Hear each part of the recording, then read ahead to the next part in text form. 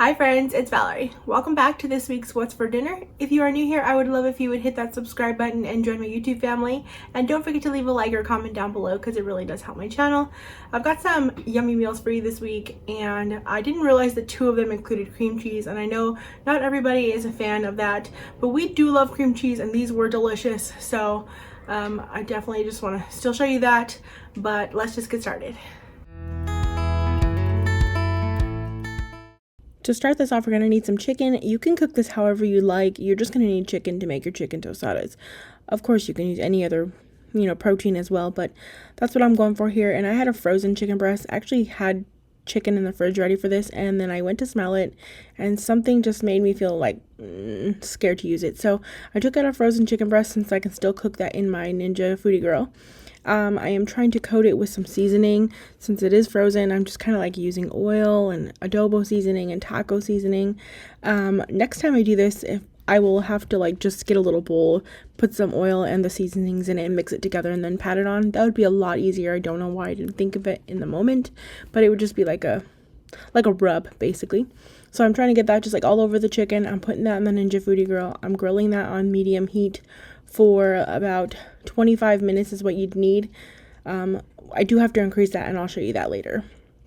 And then I'm also going to just prepare some basically pico. You can do however much you want. I'm just cutting up a couple tomatoes, 1 bunch of cilantro, 1 jalapeno, and maybe a half of a small onion. I'm also adding in a half a teaspoon of salt and the juice from half of a lime. This is a large and juicy lime. If you don't like as much like lime flavor, just cut it back a little bit. Now back to that chicken. This was a very large chicken breast, and again, it was frozen. So I pulled it out at around the 20-minute mark, 25 minute mark, and it was almost done on the outside wise. But the inside did need more time. Clearly, you can see that it is pink. So I cut it in half, and then I put that cut open side down back on the grill for 5 more minutes, and it was cooked and thankfully not dry. Now for the cilantro lime rice, I cooked up 2 cups of jasmine rice in my Instant Pot. Now I am fluffing that up, and then to that I'm going to add in some lime juice. I'm using the juice from a lime. You can use less, but I like it a little on the limey side. And that's going to depend, of course, how much rice you use. I did half there, you only see, but I do another half later. I also added in some chopped up cilantro. This is to preference on how much you want on that. And then also I added in half a teaspoon of salt and gave that all a good stir.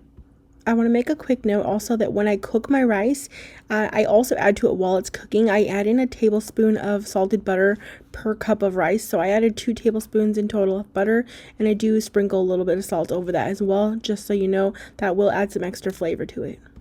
I'm dicing up my chicken into some tiny little bite-sized pieces. I wanted it to be easy to eat on the tostada. You can leave it in strips, you can shred it up, do whatever works best for you. I just liked it this way. And then I'm taking some of these savory sides New Orleans beans. I've had these in my pantry for a while. I need to use them up, so I figured this would be a good side for this. It was pretty tasty alongside that cilantro lime rice. I like to bite of each together. It really complemented each other well. There is my tostadas assembled. I put some guac on top with that pico, and then some sour cream and my favorite hot sauce. And of course I served that with my sides, and this was delicious, and I really love this cilantro lime rice. I've made this recipe before, but it was from the beginning of my channel, when I first started, somewhere around there.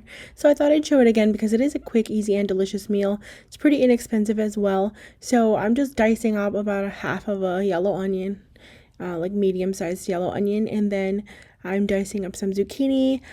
This is a medium-sized zucchini. I'm putting it into some pretty small-sized pieces. I just like the way they'll cook quickly. You can do half moons, whatever you like. And then I'm taking a pound of ground turkey, and I am letting that brown. So I'm kind of breaking it up a little bit, and I'm seasoning that with a teaspoon of salt, a half a teaspoon of black pepper, and then about a teaspoon of garlic powder that the recipe that I'll have linked for you doesn't even call for, but I need a little garlic in everything. I broke that up to my liking using my meat chopping tool, and I cooked that until there's no pink remaining, and then I removed it from the skillet and set it aside. Now back to that skillet, I'm adding in a tablespoon of olive oil and my zucchini and onions. I don't do it separate like the recipe calls for because I cut my zucchini small. I'll just put them in at the same time and start to cook them for a couple minutes. This is going to soften up the onions and the zucchini, and once they've softened a bit, I'll add in some garlic. I'm just using the squeeze kind. It's about a couple cloves worth, and I'm just gonna kind of like stir that around, let everything get coated with it, and let that like garlic become fragrant, and just about a minute or so. Then I'll add some salt and pepper. That's just to taste. And then we're gonna add in 2 tablespoons of pesto, 2 to 3 tablespoons of pesto. Now whenever I have leftover sauces, I freeze it really thin in the bag. I press it flat so that I can break off as much as I need. So it's perfect for moments like this where I just need a little bit. And then I gave that all a stir, and I'm going to add my ground turkey back into that, and then it calls for a cup of frozen corn and a cup of frozen peas. I'm not really with it on the pea side, so I just do all corn, and I just do 1 whole can of corn. It's perfect for how we like it. And then I add in a 1/4 cup of Parmesan cheese. This was a Parmesan Romano blend. It's just what I had to use up, so I did that. And then I cooked up some orzo while I was cooking this on the skillet. I had some orzo going on. It was 1 cup of uncooked orzo. And when you drain that, do make sure that you use a metal like straining mesh strainer, because if you use a regular like colander, your orzo is going to fall right through those holes. They're too big for the pasta. I also decided to add some extra Parmesan on top, and I served this just as it is. It's kind of like a 1-pot meal. It's got all the things you need: vegetable, carb, lean meats, and it's pretty good and simple, quick, easy, and delicious meal. So if you're looking for a weeknight meal, I highly recommend this one. For this recipe, you're going to need some Olive Garden Italian dressing. Now I'm just using the Aldi version of that, and you're going to need 2 pounds of chicken. Mine's frozen. It's probably even a little bit more because I froze it all together. And you're just going to pour that Italian dressing over the top of all of your chicken, and this is all placed inside of my slow cooker. Now the recipe that I'll have linked for you doesn't call for any seasoning, so you don't have to, but I'm going to season with some black pepper, a little bit of Kinder's The Blend, which is salt, pepper, and garlic powder, and then some of the Kinder's red pepper one. And then I'm sprinkling a 1/4 cup of Parmesan cheese on top of this, and you're going to place 1 block of cream cheese right on top of that. Simple as that. All that just right in the crock pot. Going to put the lid on that. I'm going to cook this on low for 6 hours, but you can also do high for about 4 hours. And this is what it looks like when it's all done. I'm going to pull that chicken out of there, and it's just falling apart. Like I'm trying my best to like get it out without just falling apart right in there, which is great. Of course, we always want our chicken to be tender and falling apart like that. And you're just going to go ahead and shred that. And then I'm also taking a whisk, and I'm going to just blend this all together, whisk it together the best that I can. Because I'm using a stainless steel insert, I'm not going to use my emulsion blender, which is perfectly fine. You don't notice any difference that way. But just mix that all together, and then take some pasta. I cooked 1 pound of rotelle pasta. I added a little in there at first because the sauce didn't look like a lot at first. I was really worried that I was going to put a bunch of pasta in a little bit of sauce and it would have no flavor. So I added a little at a time, chicken as well, and it ended up using the whole thing. So it was just enough sauce for everything. It all had a lot of flavor. I just served this with some side vegetables. Originally, I was going to do a salad with this, but I didn't want too much like dressing, like that tanginess. So I just went for the option of vegetable, like salt and pepper and butter, to kind of balance that out with a little less of that tanginess.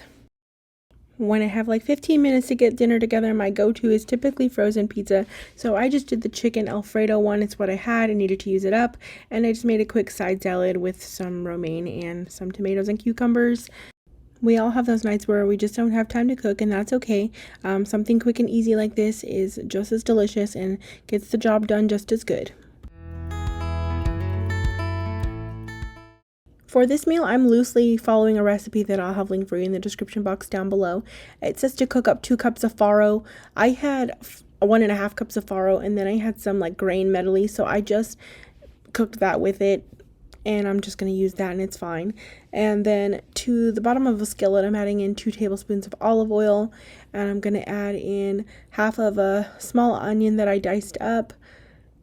I'm going to cook that just for a few minutes, just so the onions can become translucent. And then I'll add in some garlic. I'm adding in about 4 or so cloves worth. It calls for 4 cloves. And so I'm using squeezed garlic, so I'm just kind of guessing what I'm using there. And I'm going to add that in, let it become fragrant, which is just like 30 seconds to a minute.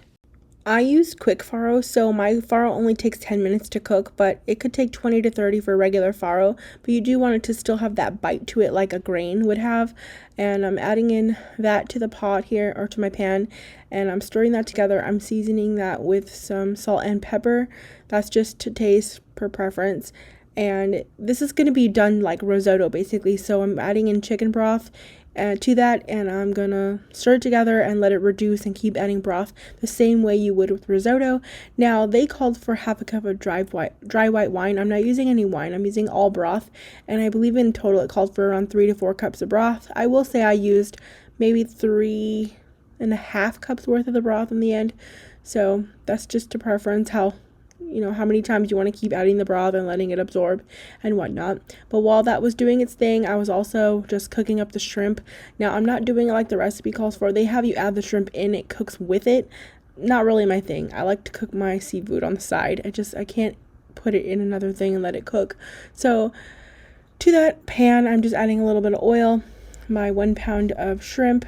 I'm seasoning it with some salt and pepper, some Old Bay seasoning, a little bit of dried basil since I don't have fresh like the recipe called for, as well as some garlic parmesan seasoning and some of Kinder's the red. It's like red pepper flakes and garlic. And I'm just stirring that together to get it all coated, and I'm gonna let my shrimp cook. It's gonna take maybe about 5 minutes, and I make sure to stir throughout so each side can get cooked through. And then once my shrimps were cooked through, I added them to the same pan that the farro was in, and I'm even including any remaining juices that were in that pan. And then I'm adding in, I think it calls for 2 to 3 tablespoons of butter. It looks like I'm adding 2 there, but it does call for 3. And then 2 tablespoons of lemon juice, and I'm just squeezing that right over there. Now, like I mentioned before, I didn't have any fresh basil, so I did add dry during the cooking process of the shrimp, but I did have some fresh parsley, and I thought that will still complement this dish really well. So I just chopped that up and added it in, and it was a nice touch. So if you don't have basil, parsley totally works for this. I served this with some air fried asparagus. This meal was really delicious. I love grains, so like farro, brown rice, all those types of grains are really so good to me. So the addition of shrimp is really nice. It's the first time I've ever tried it making like a risotto style, and I really liked that it incorporated some of that flavor into the farro. And then of course I just love asparagus, so this was a big hit for us. So I saw this recipe on TikTok, and they didn't really do a great job of like giving exact measurements, but I'm going to try my best for you guys. I'll try to find a recipe that I can link for you that's similar, but if not, I will try to type it out. We'll see. But to a bowl, I'm adding in 3 tablespoons of the onion chive cream cheese, and I'm also adding in some everything bagel seasoning, not really measuring, just kind of covered the top of that, about a 1/4 teaspoon of red pepper flakes, and stir that all together. Now, this didn't end up being enough of the cream cheese mixture to stuff into the chicken, so I did have to like make another batch of it, so I will recommend to you now to just go ahead and double that. Next, I'm grinding about 2 tablespoons of the bagel seasoning, 1 to 2 tablespoons worth, in this mortar and pestle. Now, you don't have to like grind it like this, but I would recommend it. It makes it a little finer, so you're not biting into the big chunks that are really in there like too much. It might be really overbearing like that. And if you don't like a lot of everything bagel seasoning, you can just use your favorite seasonings like onion powder, garlic powder, all of that. Next, for our cream sauce, we're going to combine some cream cheese. I started off with 3 tablespoons, but I did add an additional tablespoon later, so in total about 4 tablespoons of cream cheese and 4 cloves of garlic, with a little bit of the bagel seasoning on top of the cream cheese and some of the red garlic seasoning from Kinder's. Then I'm adding a 1/2 cup of heavy cream to that.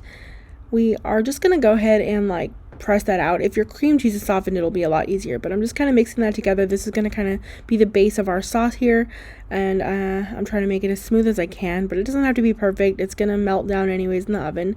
Adding a little more of that bagel seasoning, and then I put some salt in. I put about 3/4 of a teaspoon of salt. Don't do that. It's a little salty. I did serve it over rice, so that's fine. It did mute that out a bit, but you don't want to have to like be in that position in the first place, so start off with 1/4 to 1/2 a teaspoon of salt. And I'm also adding in 1/4 cup of milk. Next, I'm slicing up some mushrooms. I have these baby bella mushrooms, and I get the whole mushrooms. It's just what I prefer. I'd rather slice them myself, but if you have sliced mushrooms already, that's perfectly fine. And I'm using bellas, but of course you could use white mushrooms. These were so good. But yeah, I just sliced them up. I didn't really measure. I just however many I knew we would really enjoy in this dish. And then I'm taking 2 chicken breasts that are pretty large, and I'm cutting slits in them. I've actually never done a Hasselback chicken like this. Not gonna say it was my favorite method ever. It was a little tricky for me, maybe because it's my first time ever doing it. I did get a little bit hang of it as I went on there, but I struggled at first trying to stuff all these little slits. But it's okay. I think, if I do this again, it was good. It was delicious. I'm just going to make this mixture, and I'm going to just put it on top of each chicken breast, like a layer right on top. And that's going to be just as fine. It's going to give the whole chicken breast that same flavor without all the extra work of having to cut these slits. So I'd recommend that if you're doing this, just put it right on top. Just put a layer right on top of each chicken breast, and that will be just as great. Then I'm taking my enamel cast iron skillet. That's what I'm going to be using for this. Now you can use any oven safe skillet or any bakeware that you want to use. It's perfectly fine. And place the sauce that we made on the bottom. Now I was looking at this sauce and I'm like, it's not that much. I need a little bit more. So I added 2 or so tablespoons of heavy cream, mix it together, spread it out on the bottom. That was actually a good amount for the 2 chicken breasts. Worked out perfectly like that. That also helped me mute out that extra salt that I had added. And on top of that, I'm adding up the sliced mushrooms on top, and then on top of that I'm adding the chicken breasts, and we are just going to cover it with that bagel seasoning that we ground up earlier. Just going to kind of spread that across both the top of the chicken breasts, and we're going to bake this at 425 degrees for about 30 minutes. That's going to depend on your chicken. That's going to depend on your oven. Anywhere from 25 to 35 minutes. Just check it. I always use a meat thermometer to make sure. I served this with some white rice. I put that mushrooms and that sauce over that. Oh my gosh, that mushroom and sauce was so good, and it was amazing over white rice. And then I air fried some asparagus to go with this. So good. The chicken was also delicious.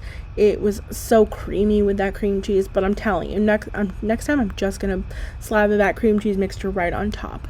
And I highly recommend this whole meal because it was just delicious.